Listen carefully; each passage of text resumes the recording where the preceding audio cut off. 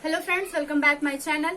आज के इस वीडियो में हम पढ़ेंगे प्रयोगवाद, जो कि हमारे हिंदी साहित्य के गद्य का इतिहास का आज ये लास्ट वीडियो होगा। और ये सबसे इम्पोर्टेंट है क्योंकि इससे जो है कई प्रकार से क्वेश्चन पूछे जाते हैं। अधिकतर क्वेश्चन जो फंसाए जाते हैं वो इसमें जो है तार सप्तक के कवियों से फंसाए जाते हैं।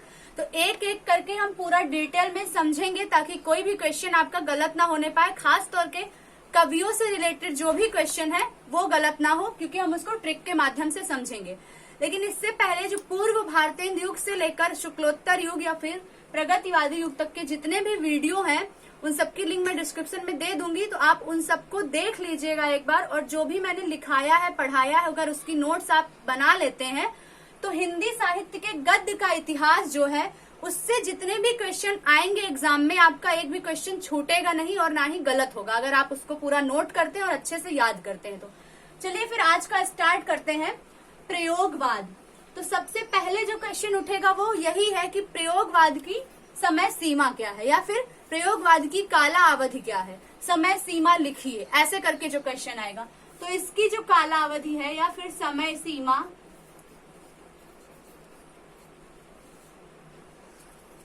वो है 1943 से 1959 ईस्वी। प्रयोगवाद की समय सीमा हो गई 1943 से 1959 ईस्वी। फिर बात करते हैं इसके प्रवर्तक के।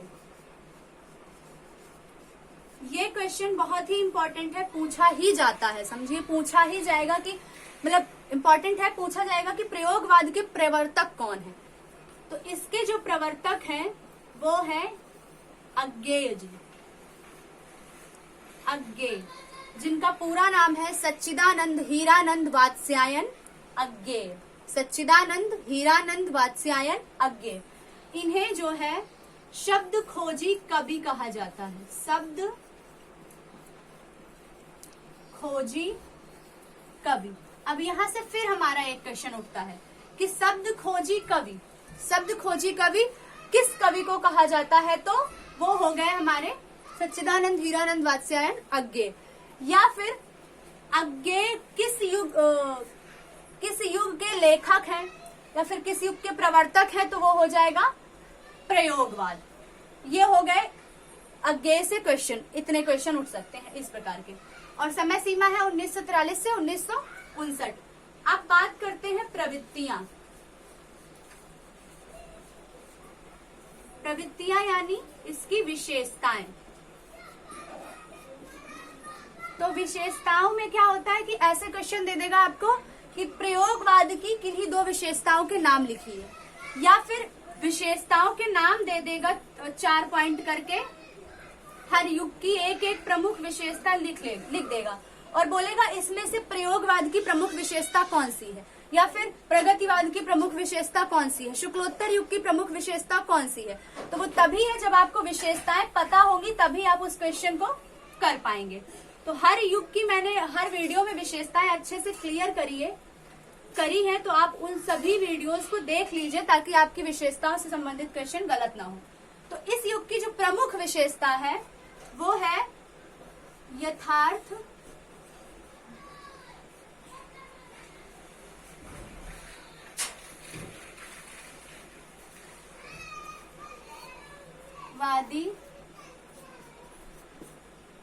यथार्थवादी दृष्टिकोण।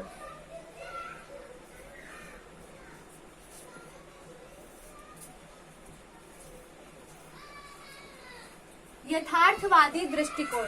इससे पहले वाले वीडियो में हमने जब शुक्लोत्तर युग पढ़ा था तो उसमें हमने प्रगतिवाद युग भी पढ़ा था। वहां पर मैंने बताया था विशेषता यथार्थवादी चित्रण। ध्यान दीजिए, प्रगतिवाद की जो विशेषता है उसमें है यथार्थवादी चित्रण, और प्रयोगवाद की जो विशेषता है उसमें है यथार्थवादी दृष्टिकोण। तो ये दो शब्द यथार्थवादी दोनों में सेम है, प्रगतिवाद युग में भी और प्रयोगवाद युग में भी। लेकिन जो शब्द अलग करता है कि हाँ ये विशेषता प्रगतिवाद युग की है और ये विशेषता प्रयोगवाद युग की है, वो है दृष्टिकोण और चित्रण। अगर चित्रण दिया जाता है तो वो आपकी हो जाएगी प्रगतिवादी युग की, अगर दृष्टिकोण दिया जाता है तो हो जाएगा प्रयोगवादी युग का। तो ये हो गई पहली विशेषता यथार्थवादी दृष्टिकोण। फिर है वैयक्तिकता, घोर वैयक्तिकता,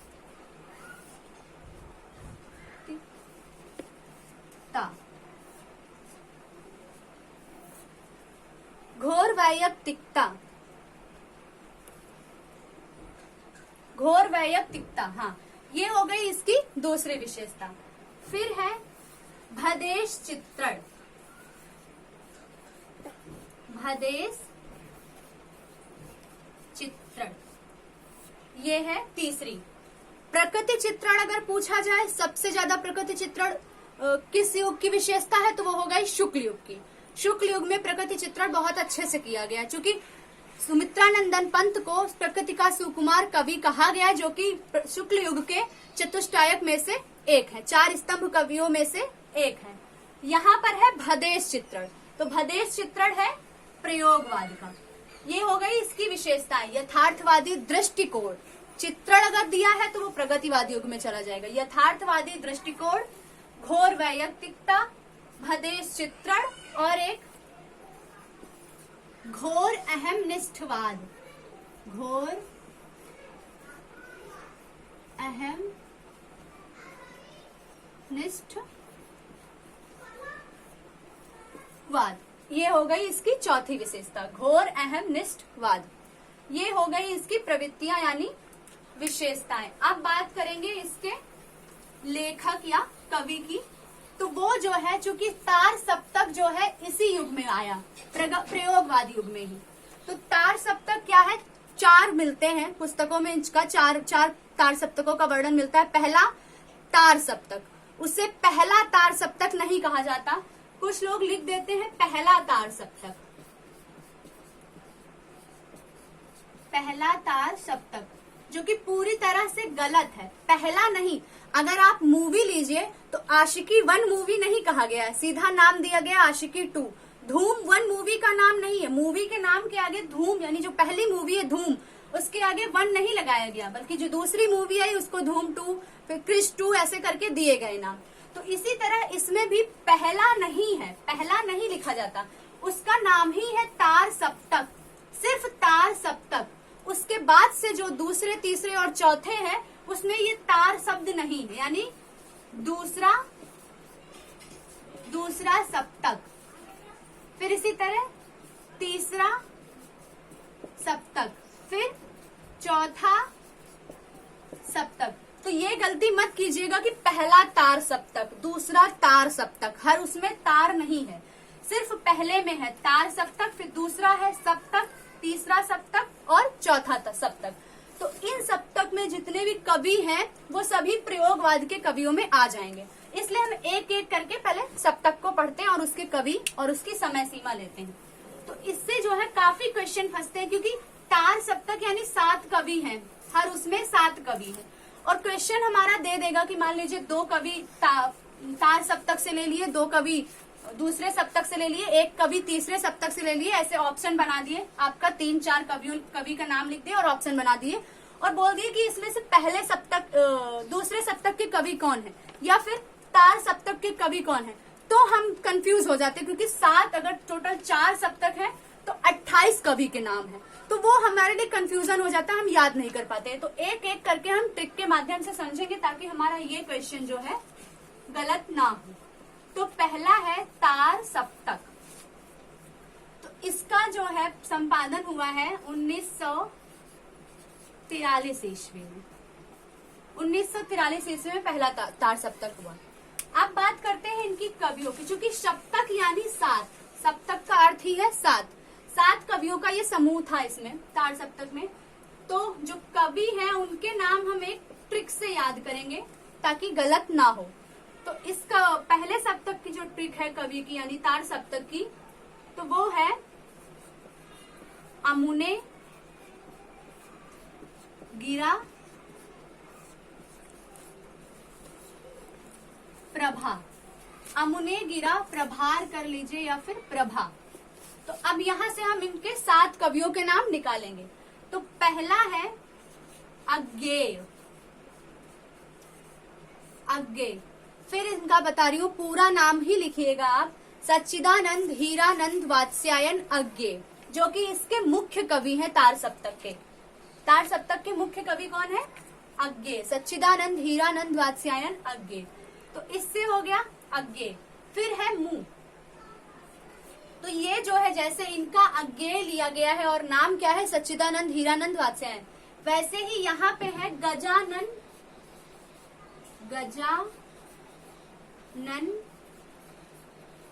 माधव। गजानन माधव जिन्हें कहा क्या जाता है? मुक्ति बोध। मुक्ति बोध। तो ये मुंह यानी मुक्ति बोध इनको कहा जाता है। गजानन माधव मुक्ति बोध। अमुने। अब ने से क्या है? ने से है नैमिचंद जैन। नैमिचंद जैन, ये हो गए ने से। फिर गी से गिरिजा कुमार माथुर। गिरिजा कुमार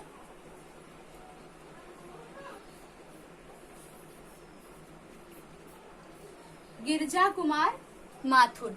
यहाँ पे देखिए जैसे नैमिचंद्र है तो किसी किसी पुस्तक में नेमिचंद्र भी मिलता है और कहीं कहीं नैमिचंद्र भी मिलता है। नेमिचंद्र, लेकिन ज्यादा सही यही है नेमिचंद्र जैन। तो ये आप ध्यान दीजिए, गिरिजा कुमार माथुर। फिर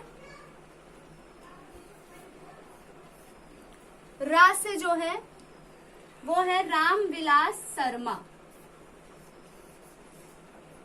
रामविलास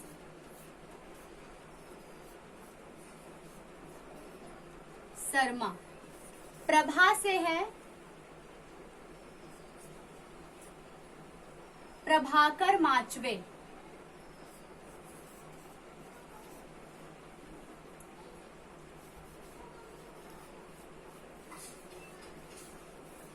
प्रभाकर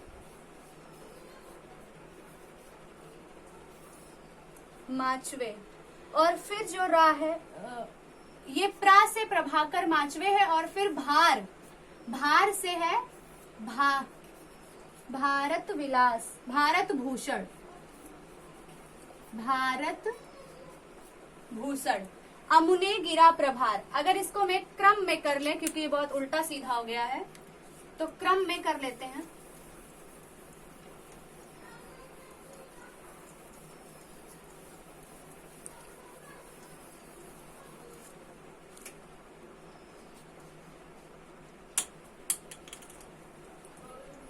तो ये हो गए इसके क्रम से नाम, यानी अज्ञेय, गजानन माधव मुक्तिबोध, नैमिचंद्र जैन, गिरिजा कुमार माथुर, प्रभाकर माचवे, रामविलास शर्मा और भारत भूषण।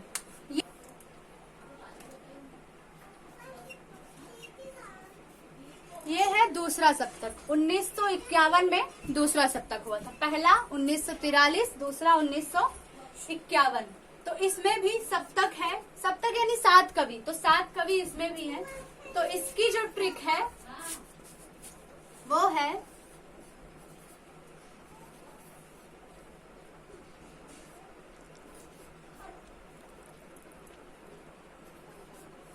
शाहभर सनद,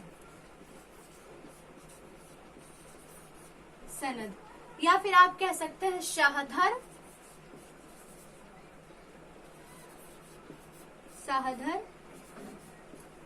शनब, जैसे आपको याद हो जाए। अच्छा, मतलब ये दोनों बस रिप्लेस हुए हैं यहाँ पे। ये हो गई इसकी। तो इसके जो कवि हैं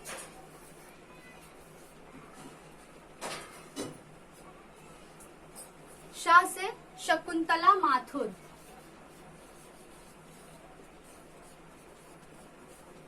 शकुंतला माथुर। हा से हरिनारायण व्यास। हरिनारायण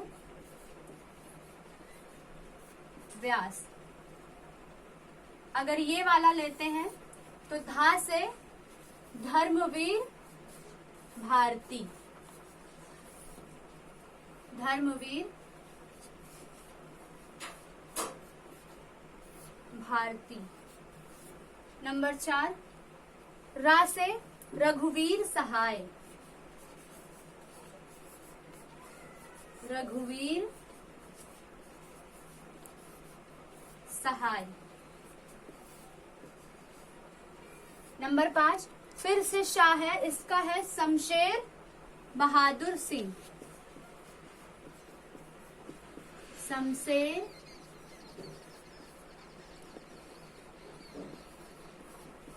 बहादुर सिंह।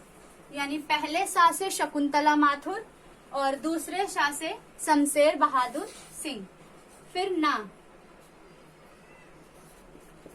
से है नरेश मेहता, नरेश मेहता। फिर भा से है भवानी प्रसाद मिश्र, भवानी प्रसाद मिश्र। शाहधर सनद, शनभ या फिर सहभर सनद। तो अगर आपको क्वेश्चन में दे दिया जाता है, मान लीजिए कि ये 4 ऑप्शन दे दिए गए, 4 नहीं, ये 3 दे दिए गए और बाकी इन्हें आप कवियों के नाम नोट कर लीजिएगा। बाकी इसमें एक दे दिया गया गिरजा कुमार माथुर, गिरजा कुमार माथुर। ये 4 ऑप्शन आपको दे दिए गए और क्वेश्चन दिया गया कि इसमें से तार सप्तक के कवि कौन से हैं। सिर्फ तार सप्तक, ध्यान दीजिए, दूसरा सप्तक नहीं, तार सप्तक के कवि कौन से हैं। तो हमको बस अपनी ट्रिक याद करनी कि हाँ, तार सप्तक की ट्रिक क्या थी, अमुने गिरा प्रभार। तो वहां से गी से क्या थे, गिरजा कुमार माथुर। यानी इसका जो अगर तार सप्तक के कवि पूछा जाएगा तो इसमें हमारा ऑप्शन होगा गिरजा कुमार माथुर। इसी तरह जो कवियों के नाम अगर पूछ लेता है कि निम्नलिखित में से कौन से कवि किस सप्तक के हैं या फिर इस सप्तक के कवि कौन से हैं, तो ये चीज आपको क्लियर करने में आसानी होगी अगर ट्रिक और कवियों के नाम आपको याद है तो। अब आते हैं तीसरा सप्तक।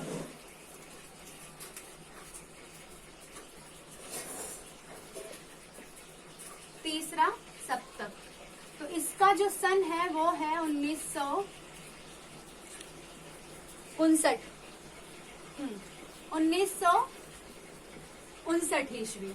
और इसका जो ट्रिक है यानी कवियों का वो है कीकू के सम विप्र, कीकू के सम विप्र।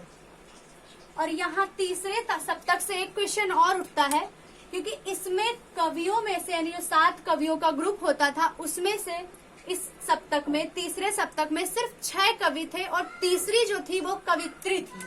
यानी पूछा जा सकता है कि तार सप्तक के कौन से सप्तक में जो है कवित्री थी। तो वो है हमारा तीसरा सप्तक और उनका नाम क्या था, कीर्ति चौधरी, कीर्ति चौधरी। तो ये चीज आप याद रखिएगा कि जो कवित्री थी वो हमारी तीसरे सप्तक में थी और नाम था कीर्ति चौधरी। ये हो गई पहली। दूसरी है कु, फिर कु से है कुंवर नारायण, छोटे यू की मात्रा कर लीजिए, कुंवर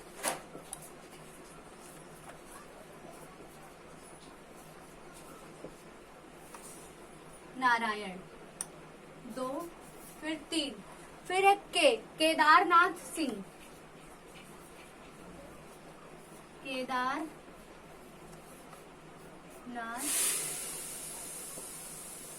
सिंह। फिर 4,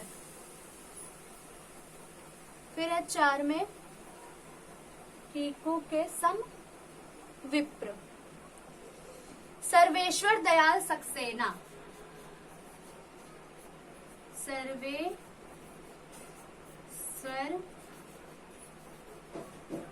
दयाल सक्सेना, सर्वेश्वर दयाल सक्सेना। तो आप चाहे सर्वेश्वर दयाल सक्सेना पूरा याद रखिए, चाहे सिर्फ सक्सेना याद रखिए इस यहाँ से, और पूरा नाम लिखना है आपको। फिर है 5, माँ से है मदन वात्स्यायन, मदन वात्स्यायन। फिर 6वें में है विजय देव नारायण शाही, विजय देव नारायण शाही। और 7वें हैं हमारे प्रयाग नारायण त्रिपाठी, प्रयाग नारायण त्रिपाठी। ये हो गए तीसरे सप्तक के कवि। कीर्ति चौधरी जो कि कवित्री हैं, कुंवर नारायण, केदारनाथ सिंह, सर्वेश्वर दयाल सक्सेना, मदन वात्स्यायन, विजय देव नारायण शाही, प्रयाग नारायण त्रिपाठी। अब यहाँ पे एक क्वेश्चन अगर आपको दे सकता है तो घुमा के दे सकता है, मतलब कवित्री सारी रहेंगी, यानी कि 2-3 कवित्रियों के और नाम, 3 अगर 4 ऑप्शन दिए जाते हैं तो 3 और कवित्रियां दे दी जाएंगी। कोई भी मान लीजिए महादेवी वर्मा ही दे दी गई, महादेवी वर्मा, शिवानी सिंह,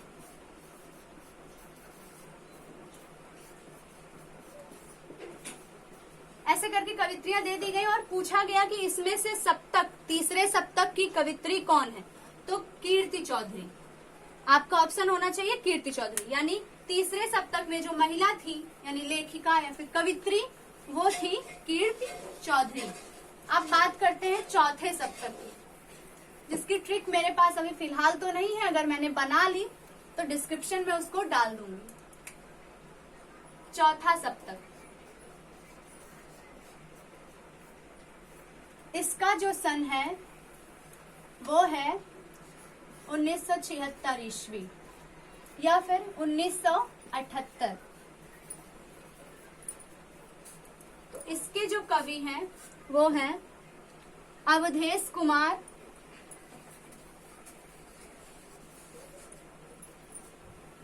अवधेश कुमार,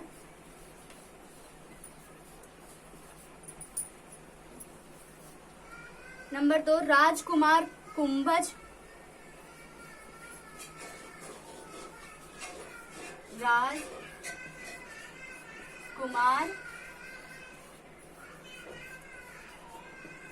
कुंभज। तीसरे हैं स्वदेश भारती,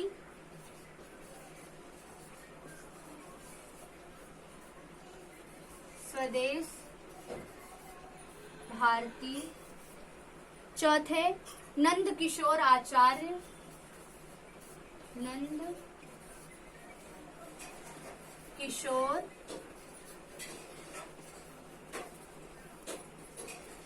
आचार्य।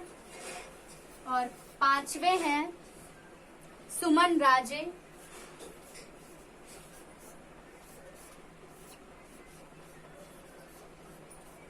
छठे हैं श्री राम शर्मा,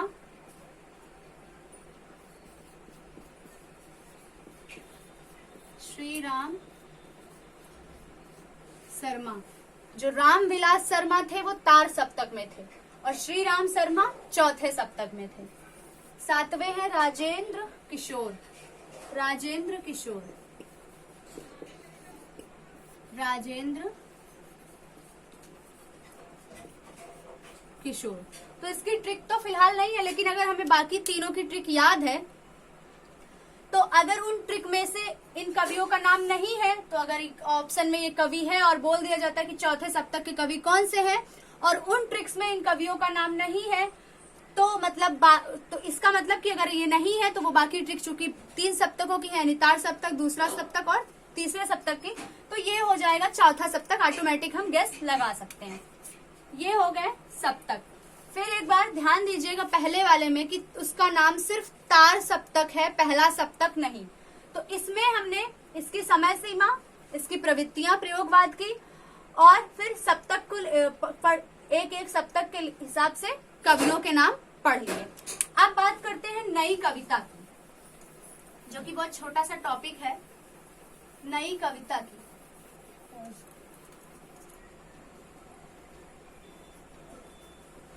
तो ये है नई कविता। इसका संपादन कब हुआ?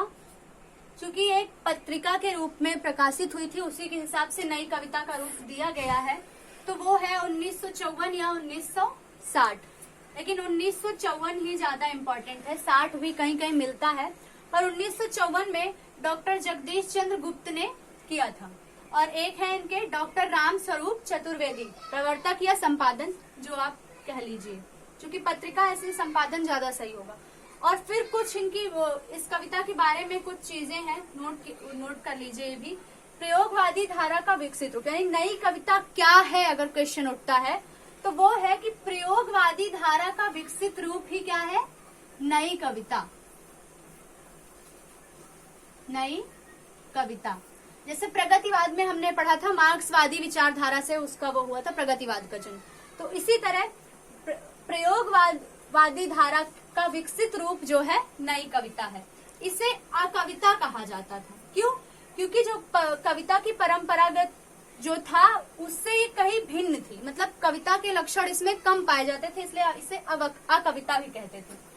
प्रतीक पत्रिका के माध्यम से अज्ञेय, जो कि प्रतीक पत्रिका के संपादक है, हमने शुक्लोत्तर युग में पढ़ा भी था, और संपादक किए थे दिल्ली से, मतलब संपादन किए थे दिल्ली से। तो प्रतीक पत्रिका के माध्यम से ही नई कविता को प्रोत्साहन दिया है अज्ञेय जी ने। तो अगर पूछा जाए कि कौन सी कविता के माध्यम से अज्ञेय ने नई कविता को आगे बढ़ाया है, तो वो है हमारी, मतलब उस पत्रिका का नाम है प्रतीक, जिसके संपादक थे अज्ञेय। अब बात करते हैं इसके लेखक और प्रवृत्तियों की। तो ये है इसकी प्रवृत्तियां और इसके नई कविता में ये लेखक थे। तो प्रवृत्तियां हैं, पहली है नवीन अभिव्यंजना विधान, दूसरा है नूतन कलात्मकता, तीसरा लोक जीवन की अनुभूति, चौथा है सपाट बयानी पर अधिक बल। सपाट बयानी यानी सीधी सीधी बात कह देना, इस पर अधिक बल। और अगर कवियों की बात करें तो इसकी नई कविता में जो कवि थे वो है बालकृष्ण राव। बालकृष्ण राव और बालकृष्ण भट्ट दोनों अलग अलग हैं, इनका राव है, उनका भट्ट है। बालकृष्ण राव शंभुनाथ सिंह, प्रभाकर माचवे, केदारनाथ सिंह, केदारनाथ अग्रवाल भी हैं, और रघुवीर सहाय, ये हो गए इनके कुछ प्रमुख कवि। तो ये आज से हमारा जो है हिंदी साहित्य के गद्य का इतिहास, केवल गद्य का इतिहास, चूंकि हिंदी साहित्य का इतिहास दो भागों में है, मैंने सबसे पहले वाले वीडियो में भी कहा था, गद्य और पद्य यानी काव्य का इतिहास। तो आज के इस वीडियो से, यानी ये लास्ट वीडियो था, गद्य का इतिहास हमारा पूरा कवर हो गया है। बाकी वीडियोस की लिंक जो है मैं डिस्क्रिप्शन में दे दूंगी, या फिर आप चैनल पे जाके प्लेलिस्ट से भी ले सकते हैं।